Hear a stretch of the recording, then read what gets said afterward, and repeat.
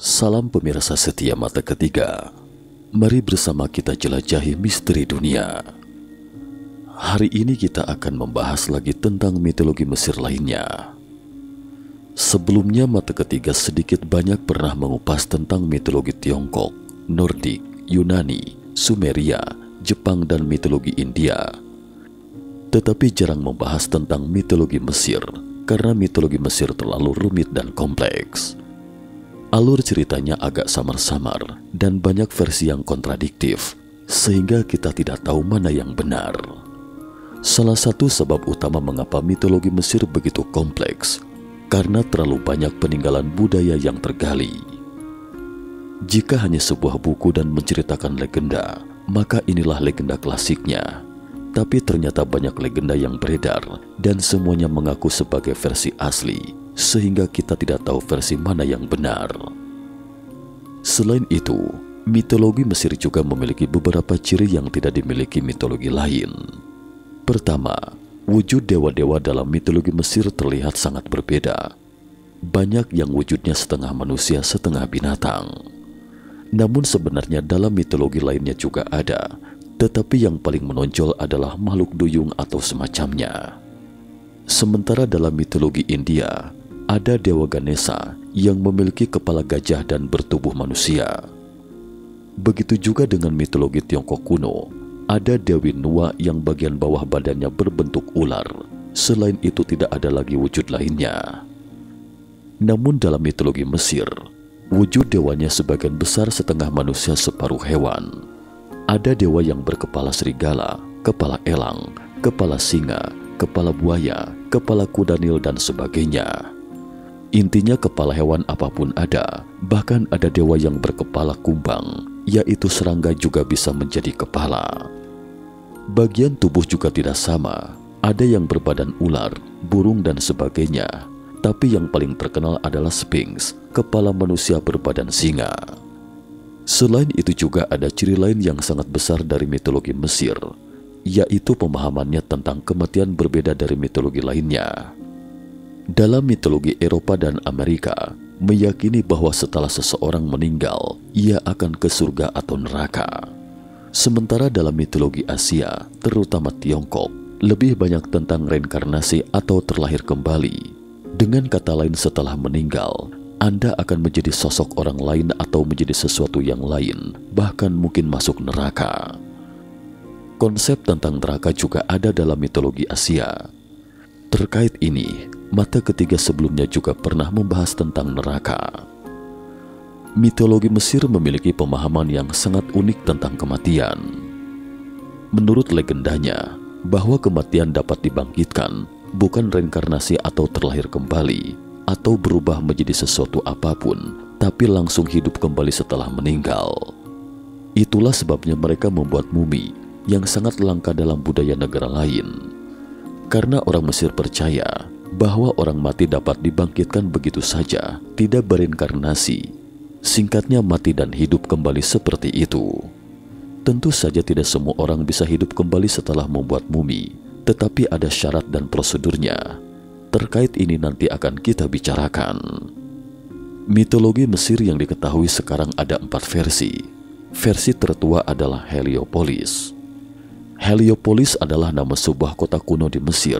Sekarang menjadi distrik Kairo, sebuah kawasan elit kaum berada. Versi lainnya adalah Hermopolis, yang juga merupakan kota kuno di Mesir yang terletak di dekat Sungai Nil. Selain itu juga Memphis, Thebes. Ini semua adalah nama-nama kota Mesir kuno. Nama-nama kota ini juga memiliki arti yang unik. Heliopolis ini adalah nama yang diberikan oleh orang Yunani, sehingga terdengar seperti nama Yunani. Sebenarnya nama aslinya adalah Ang, dalam aksara atau pelafalan bahasa Mandarin, yang jika diterjemahkan memiliki arti kota matahari. Coba perhatikan karakter atau huruf Ang dalam bahasa Mandarin ini. Sekilas bentuknya terlihat seperti matahari. Untuk diketahui, awal munculnya huruf bahasa Mandarin didasarkan pada piktogram, yaitu cara menciptakan huruf bahasa Mandarin dengan menggambar bentuk suatu benda. Sebagai contoh misalnya, beberapa penciptaan huruf bahasa Mandarin dengan huruf piktograf berikut ini. Re sama dengan matahari, menggambarkan bentuk sebuah bulatan yang mana itu merupakan matahari di mana titik-titik di tengahnya adalah inti dari matahari itu sendiri. San sama dengan gunung, menggambarkan 3 garis yang tinggi antara 2 sisi luar itu sama dan sisi tengahnya berbeda. Apabila kita melihatnya secara detail, huruf tersebut memang mirip gunung. Tiun sama dengan sawah, menggambarkan bentuk persegi besar yang mana membagi 4 persegi di dalamnya. Itu jelas membentuk petak-petak sawah. Baik, kita lanjutkan ke topik. Hermopolis memiliki arti kota 8 dewa. Karena Mesir memiliki Ogdoad atau kumpulan 8 dewa, mereka menyembah 8 dewa sehingga disebut kota 8 dewa. Dalam mitologi Mesir, 8 dewa ini ditetapkan sebagai 4 pasang dewa laki-laki dan perempuan. Naunet dan Nun, Amaunet dan Amun, Kauket dan Kuk, Hauhet dan Hu. Dewa-dewa perempuan semuanya berkerabat dengan ular dan semuanya berkepala ular, sedangkan dewa-dewa laki-laki semuanya berkerabat dengan katak dan semuanya berkepala katak. Dengan pengecualian jenis kelamin, pada setiap pasangan ada sedikit perbedaan antara dewa laki-laki dan perempuan. Pada kenyataannya, nama Dewi hanyalah bentuk perempuan dari nama dewa laki-laki dan sebaliknya. Pada dasarnya, setiap pasangan dewa dan dewi mewakili salah satu dari 4 konsep, yaitu perairan alami atau purba atau Naunet dan Nun, udara atau penyembunyian atau ketiadaan atau Amaunet dan Amun, gelap atau Kauket dan Kuk, keabadian abadi atau ruang tak terbatas atau Hauhet dan Hu. Memphis adalah kota abadi, Tebes adalah kota tongkat kerajaan, dan Tebes adalah lembah para raja, adalah sebuah lembah di Mesir di mana kuburan para Fir'aun dibangun. Keempat kota kuno ini semuanya berada di tepi sungai Nil, sehingga kini diyakini bahwa keempat versi ini mungkin berkembang dari mitos Heliopolis tertua. Pengantar dari mitologi Mesir sangat mirip dengan mitologi lain, yaitu alam semesta berawal dari kekacauan. Tetapi kekacauan ini sedikit mirip dengan mitologi Hindu India. Menurut legenda, bahwa kekacauan ini adalah air purba, bukan air biasa. Itu disebut air primordial. Air purba ini sebenarnya adalah dewa bernama Nun, yaitu dewa yang lahir pada awal mula terciptanya alam semesta. Nun memiliki pasangan perempuannya bernama Naunet. Nun dan Naunet adalah 2 dewa-dewi yang melambangkan kaos sebagai elemen air. Nun kadang-kadang digambarkan sebagai dewa berkepala kodok ketika berwujud laki-laki. Sebaliknya sebagai sosok dewa atau dewi berkepala ular saat berwujud perempuan dan berwujud manusia ketika menyatu dengan janggut dan payudara, sehingga dengan demikian ia memiliki karakteristik pria dan wanita.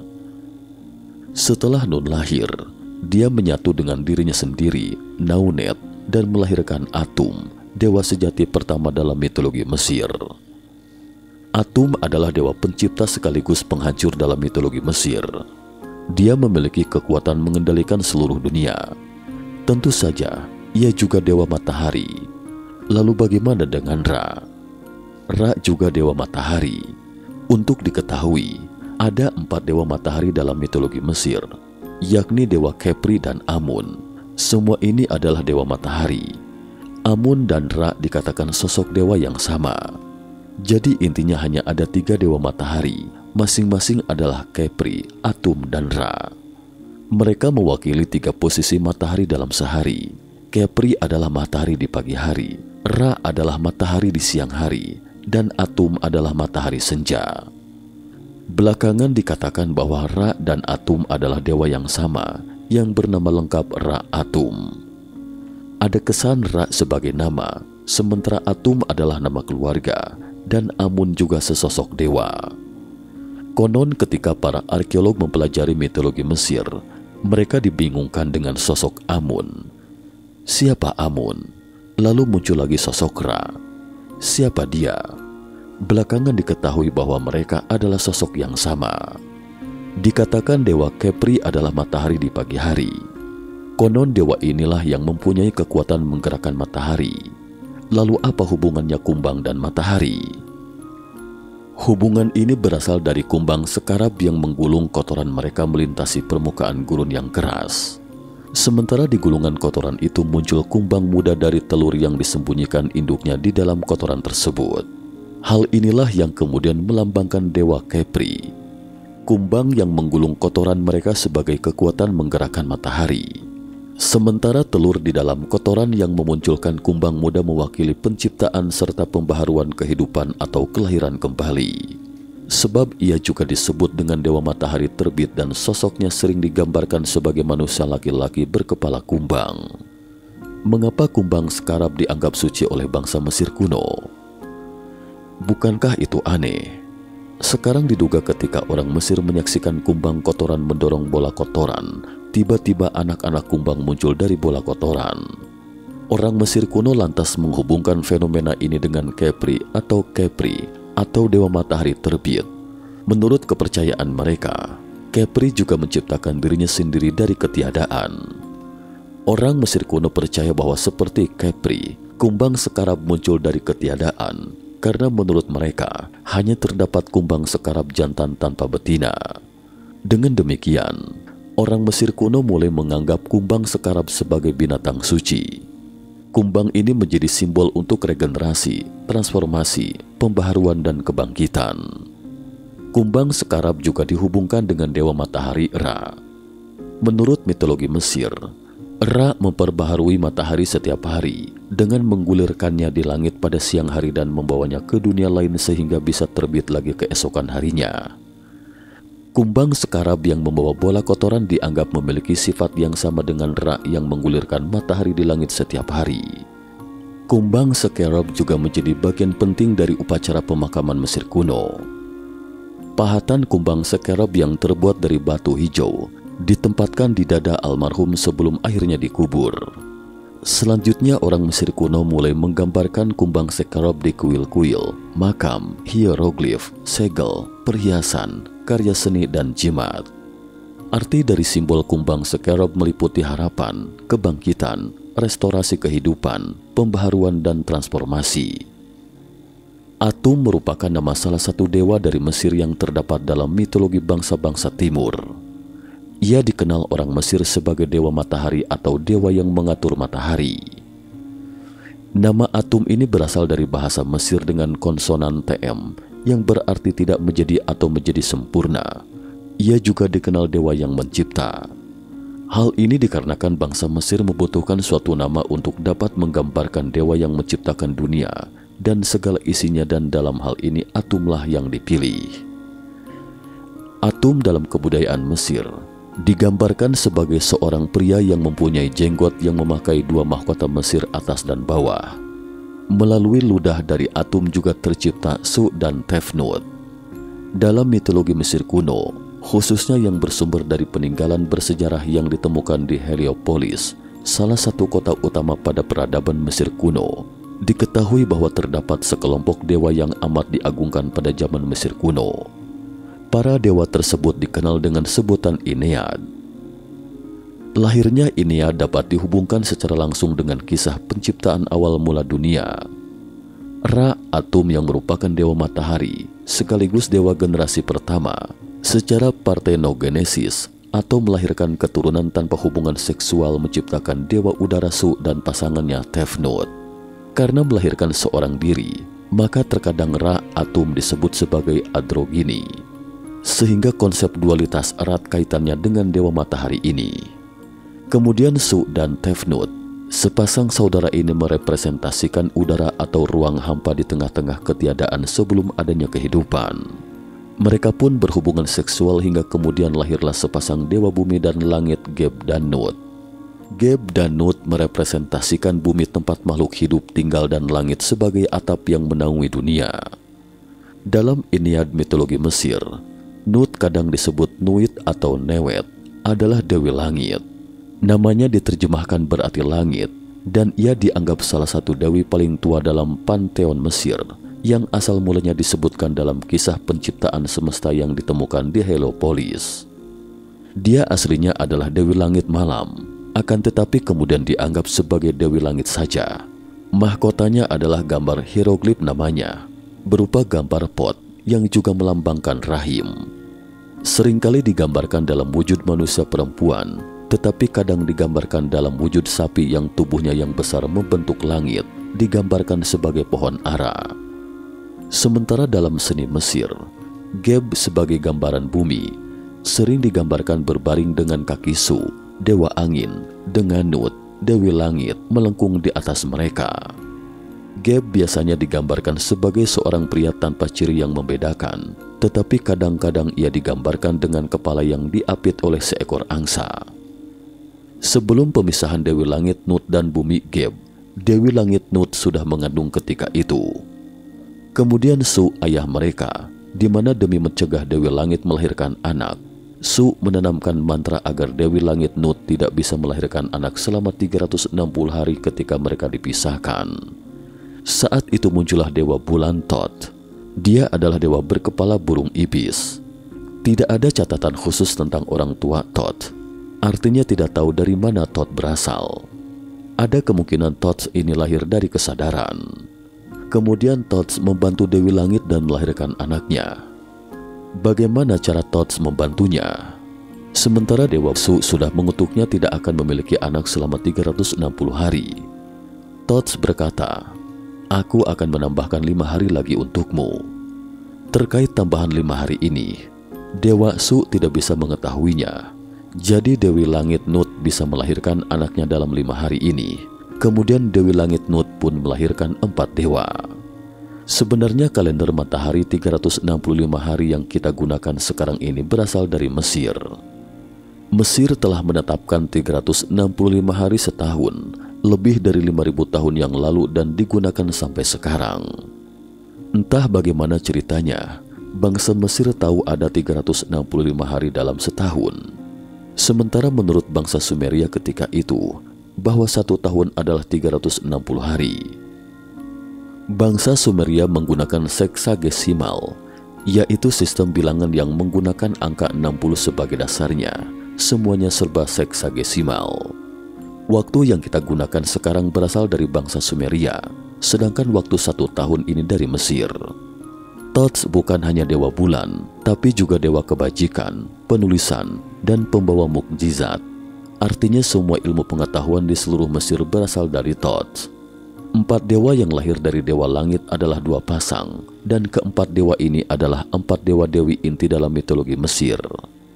Sebagian besar cerita mitologi Mesir dilandaskan dari 4 dewa ini.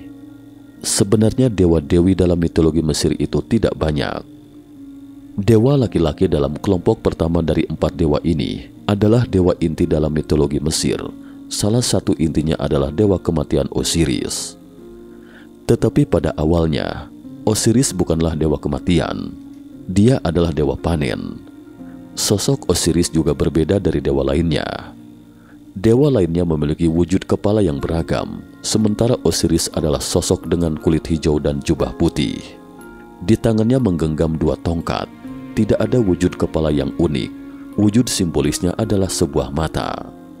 Pasangannya adalah saudara perempuannya, Isis, dewi cinta sekaligus dewi kesuburan, dewi panen dengan ular kobra sebagai wujudnya. Dewa laki-laki dari pasangan kedua adalah dewa perang Set. Jenis hewan seperti apa sebenarnya wujud Set masih belum diketahui. Sekilas terlihat seperti dole atau spesies anjing liar Asia, tetapi bukan jika dilihat lebih dekat. Telinga dan moncongnya beda dengan serigala. Jenis hewan atau binatang yang paling dekat dengannya adalah babi tanah atau beruang semut Afrika. Namun spesies ini tidak hidup di Mesir, tetapi di selatan tengah Afrika. Spesies ini juga merupakan fosil hidup. Terkadang kita dibuat bingung dengan sosok atau wujud dewa Set dan Anubis. Anubis tidak sama dengan dewa berkepala beruang semut ini. Set adalah tokoh berlawanan terbesar di seluruh mitologi Mesir. Dia adalah kebalikan dari Osiris. Dia bukan hanya dewa perang, tetapi juga dewa gurun dan dewa badai. Singkatnya, segala sesuatu yang buruk mengarah kepadanya. Intinya dia adalah dewa perusak. Sementara itu istri Set adalah dewi pelindung orang mati, Neptis atau Nebhet. Dewi pelindung kematian atau orang mati adalah dewa yang menghidupkan kembali orang mati. Wujudnya adalah sebuah rumah kecil. Jadi, Selain dewa Thoth yang tidak diketahui asal-usulnya, total sisanya ada 9 dewa dari generasi ke generasi. Jika digabungkan, ke-9 dewa ini adalah Ennead atau Ennead Agung, yaitu sekelompok 9 dewa-dewi dalam mitologi Mesir yang disembah di Heliopolis. Tapi anehnya, entah mengapa tidak ada dewa laut dalam mitologi Mesir, seperti Poseidon dan sejenisnya, atau dewa laut Susano dalam mitologi Jepang. Semua ini adalah dewa laut, namun tidak ada dalam mitologi Mesir, tapi ada dewa gurun. Dewa gurun Set mungkin setara dengan Poseidon, dewa laut. Selanjutnya Osiris menyatukan Mesir, dan di bawah pemerintahannya, Mesir berkembang makmur setelah kelahirannya. Tetapi Set sangat benci saudaranya, karena mereka adalah kebalikannya. Osiris saudaranya selalu disukai di mana-mana. Segala sesuatu yang baik selalu mengiringinya, sehingga Set menyimpan dendam dan selalu ingin membunuh saudaranya. Dan salah satu sebab paling langsung yang akhirnya membuat Set memutuskan untuk menyingkirkan Osiris adalah karena istri Set, Nephthys atau Nebhet, menyukai Osiris. Tapi menyingkirkan Osiris bukanlah hal yang mudah. Jadi Set mendapatkan sebuah cara. Dia membuat peti mati dan mengundang Osiris, mengatakan, "Kak, aku mempersembahkan sebuah peti mati sebagai hadiah untukmu." "Wow, peti mati yang begitu indah," kata Osiris ketika melihat hadiah itu. "Kak, coba masuk ke dalam, apakah cocok untukmu?" kata Set. Osiris pun berbaring ke dalamnya. "Wow, sangat pas," katanya tanpa curiga. Setelah itu, Set menutup tutupnya dan melemparkan Osiris ke sungai di bawah hanyut sungai Nil. Setelah mengetahui Osiris hilang entah kemana, Isis, istri Osiris, mulai mencari kemana-mana dan akhirnya menemukan Osiris terselip di pohon tamaris. Namun Osiris telah mati kehabisan nafas. Isis kemudian segera meminta bantuan Nephthys, saudara perempuannya, dewi pelindung orang mati, untuk menghidupkan Osiris. Sementara itu, untuk mencegah Nephthys membangkitkan Osiris, Set memotong tubuh Osiris menjadi 14 bagian dan disembunyikan di 14 tempat di dunia agar Isis tidak bisa menemukannya. Namun beberapa tahun kemudian, Isis berhasil menemukan potongan mayat Osiris di seluruh dunia, kemudian mengumpulkannya dan membawanya pulang. Setelah itu, Isis meminta bantuan dewa kematian, Anubis, untuk membangkitkan Osiris. Namun anehnya, di saat demikian tiba-tiba muncul Anubis. Siapa dia? Dari mana? Anubis adalah anak angkat Isis dan Osiris. Sebenarnya dia adalah anak dari Nephthys, anak dari Dewi Kematian, dan ayahnya bukanlah Set, tetapi Osiris. Untuk mencegah Set menemukan anak itu, Nephthys membuang Anubis saat lahir. Namun ditemukan Isis dan membesarkannya. Jadi yang dibangkitkan Anubis adalah ayahnya sendiri. Bagaimana Anubis menghidupkan kembali Osiris? Poin ini sebenarnya sangat menarik, yaitu setelah Isis membawa kembali 14 potongan mayat Osiris, kemudian diikat dengan perban, dibuat menjadi mumi dan dibangkitkan. Dalam proses kebangkitannya ini, Anubis membacakan mantra, kemudian menghidupkannya kembali. Mantra ini tertulis dalam Kitab Kematian atau Kitab Menuju Cahaya dalam terjemahan versi lain, yaitu sebuah teks pemakaman Mesir kuno. Versi manuskrip The Egyptian Book of the Dead atau Kitab Kematian atau Kitab Menuju Cahaya ini ditemukan pada tahun 1859 oleh arkeolog Inggris Flinders Petrie di situs kota kuno Kahun, Mesir. Buku ini memang benar-benar ada, sekarang tersimpan di British Museum di London. Buku ini mencatat secara rinci proses membangkitkan orang mati, yaitu tata cara membuat mumi, kemudian melalui proses selanjutnya hingga akhirnya cara membangkitkan, semuanya tertulis dengan jelas. Manuskrip ini panjangnya 24 meter, ditulis dengan sangat rinci. Ada teks, gambar, ilustrasi, semuanya lengkap. Buku ini ditulis oleh Dewa Thoth. Jika memang ada kitab kematian, lalu mungkinkah membangkitkan orang mati sesuai dengan mantra dalam kitab kematian tersebut? Sekarang dianggap tidak mungkin. Mengapa? Bukan karena kita tidak paham atau cara melafalkan mantra yang tertulis di sana, tapi karena belakangan banyak ditemukan lagi kitab kematian. Jadi kitab kematian bukan hanya ada satu, tetapi satu kitab untuk setiap individu masing-masing yang dibuat khusus sesuai dengan ukuran badan masing-masing si mati. Beberapa kitab kematian yang ditemukan berupa manuskrip yang ditulis tangan, sementara kitab kematian pada masa awal diukir di dinding atau di dalam liang lahat, ada yang diukir di peti mati dan sebagainya. Dalam kitab kematian tersebut, mencatat proses kebangkitan dan kehidupan orang terkait semasa hidupnya. Semua perjalanan hidupnya tertulis di dalam kitab kematian. Kitab kematian ini digunakan untuk proses pembangkitan saat diperlukan, tapi sebelumnya harus membaca mantra dulu untuk mengundang dewa kematian. Ketika dewa kematian datang, akan ada penghakiman pada si mati. Tugas dari dewa kematian adalah menilai apakah seseorang bisa dibangkitkan atau tidak. Jadi tidak semua orang mati bisa dibangkitkan. Tentu saja, dewa kematian ini adalah dewa utama. Masih ada 42 dewa sebagai juri yang mengadili secara bersama.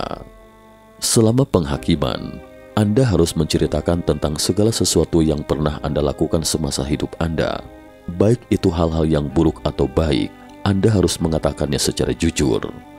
Asal tahu saja, segala sesuatu dalam perjalanan hidup Anda semuanya tercatat di dalamnya. Jadi kitab kematian adalah panduan untuk kebangkitan. Selama penghakiman ini, sang dewa akan menanyakan beberapa pertanyaan kepada Anda, dan Anda harus menjawabnya dengan jujur, karena semua itu juga tertulis dalam kitab kematian. Selanjutnya dari semua jawaban Anda itu, Anubis akan meletakkan jantung Anda ke salah satu timbangan dan meletakkan bulu kebenaran di sisi lain. Jika Anda berbohong, timbangan ini tidak akan sama, atau dengan kata lain, jika jantung Anda lebih berat dari bulu kebenaran dalam timbangan itu, maka jantung Anda akan dimakan oleh monster dan Anda pun tidak akan bisa bangkit kembali. Panduan ini untuk Anda pahami dulu prosesnya. Selama Anda pernah melakukan lebih banyak hal-hal baik dan tidak berbohong, Anda harus mengatakannya secara jujur meski Anda pernah melakukan hal-hal buruk sekalipun.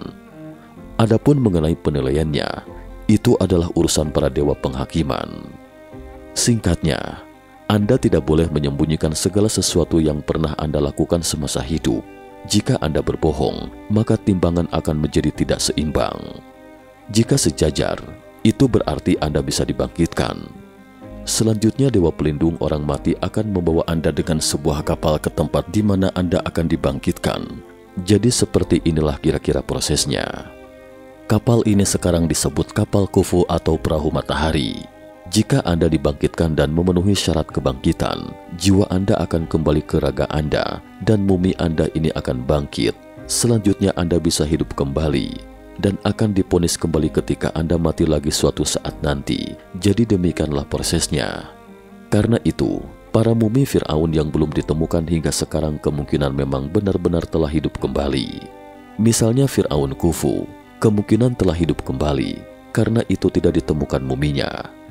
Jadi Osiris pun dibangkitkan melalui proses seperti itu.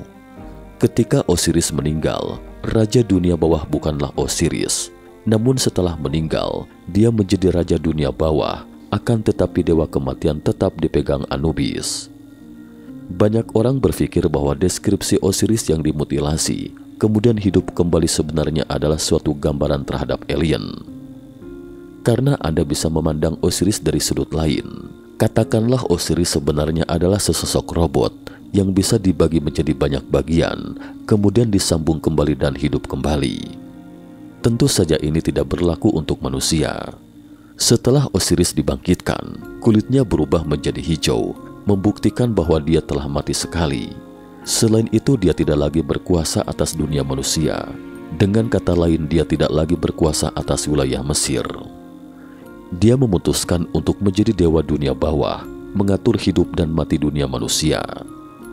Tubuh Osiris masih berada di dunia manusia.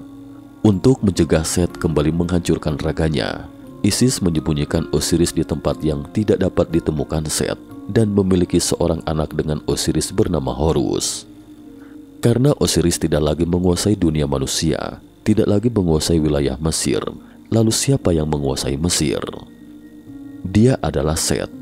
Karena sang ayah telah meninggal dan tidak ada putra mahkota, jadi otomatis dikuasai Set. Tapi anehnya, mengapa Set masih bisa berkuasa atas dunia manusia ini setelah membunuh saudaranya, Osiris, dan merebut tahtanya? Apakah para dewa matahari yang sakti itu tidak lagi peduli?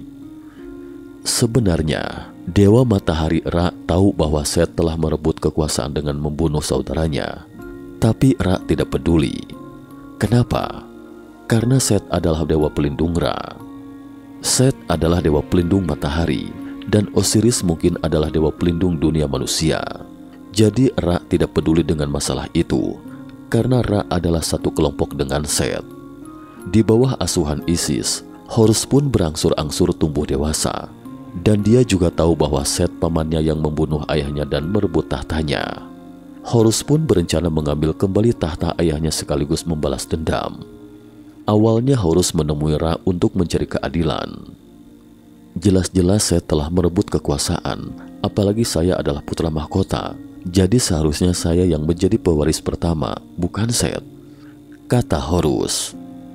Tetapi Ra tidak peduli dengan masalahnya. Ra justru berkata kepada Horus, "Anda masih belia, tidak mampu memangku jabatan untuk menangani dunia manusia. Apalagi pamanmu sekarang bekerja dengan sangat baik, jadi biarkan saja dia yang mengurus dunia manusia," kata Ra. "Oh, ternyata kalian berdua satu kelompok," kata Horus dalam hati. Lalu Horus langsung menemui Set dan menantangnya duel. Siapa yang menang dialah dewa Mesir sejati, dan yang kalah angkat kaki dari Mesir, kata Horus berapi-api. Set menerima tantangan Horus, lalu keduanya pun bertarung hingga berlangsung selama 80 tahun lamanya. Akhirnya pertempuran ini dimenangkan Horus, tapi Horus kehilangan sebelah mata kirinya. Mata ini adalah mata Horus atau mata ilahi. Sementara Set juga kehilangan sebelah kaki dan sesuatu yang penting. Setelah Horus menang, ia menjadi penguasa Mesir, yaitu Fir'aun pertama. Karena itu, semua Fir'aun Mesir kemudian mengatakan bahwa dia adalah titisan Horus. Sekarang makam para Fir'aun yang tergali juga memiliki bentuk elang, membuktikan bahwa mereka adalah titisan dari Horus Ortodoks. Itulah keseluruhan dari mitologi Mesir. Terakhir mari kita bahas sejenak tentang sistem aksara Mesir. Kita tahu Mesir menggunakan hieroglif, yaitu kumpulan karakter, simbol, atau logo berupa gambar yang dipakai di peradaban purba. Hieroglif Mesir ini tidak sama dengan peradaban Sumeria paling awal yang menggunakan aksara paku. Tidak banyak negara yang menggunakan sistem hieroglif, umumnya hanya Mesir, Tiongkok, dan Jepang. Belakangan penelitian lebih lanjut ditemukan, sistem hieroglif Mesir sangat mirip dengan aksara Jepang. Dari hieroglif Mesir ditemukan hampir sama dengan Jindaimoji atau Kamiyomoji. Jindaimoji atau Kamiyomoji adalah aksara yang pernah digunakan dalam penggambaran mitologi Jepang. Sebenarnya bangsa Jepang sendiri tidak dapat sepenuhnya menafsirkan Kamiyomoji, tetapi mereka memiliki aksara seperti ini. Dan Mesir kuno sebenarnya juga tidak disebut Mesir, tetapi Kemet atau Kamuto dalam pelafalan bahasa Jepang. Apa yang dimaksud dengan Kamuto? Dalam bahasa Jepang adalah tempat berkumpulnya para dewa. Jadi Mesir kuno adalah Kemet atau Kamuto dalam pelafalan bahasa Jepang. Mengapa Sahara disebut Gurun Sahara? Itu adalah dataran pasir. Dalam bahasa Jepang sama dengan Sahara. Peradaban Sumeria juga memiliki salah satu relief yang paling umum, yaitu jam tangan yang dipakai Anunnaki. Jam ini mirip dengan Mon atau Monso di keluarga Kaisar Jepang. Mon atau Monso adalah simbol heraldik Jepang. Lambang ini dapat ditemukan di peradaban Sumeria, peradaban Asyur, dan peradaban kuno Mesir atau di situs kota kuno. Semuanya ada lambang seperti ini. Dikatakan mungkin ada hubungan di antara mereka. Dan dalam mitologi Jepang, tempat di mana dewa pertama kali turun adalah Izumo. Sebuah kuil bernama Izumo Taisa dibangun di tempat itu. Izumo Taisa ini dulunya seperti ini. Sekarang dibangun kembali dan ditata di atas permukaan. Dulu seperti ini, bentuknya sama dengan yang tergali di piramida. Izumo Taisa ini memiliki arti tempat terbitnya matahari dalam bahasa Jepang. Cukup sekian dulu topik kita hari ini. Jika suka dengan video mata ketiga, jangan lupa like, subscribe, dan share. Terima kasih atas perhatiannya, dan sampai jumpa di episode berikutnya.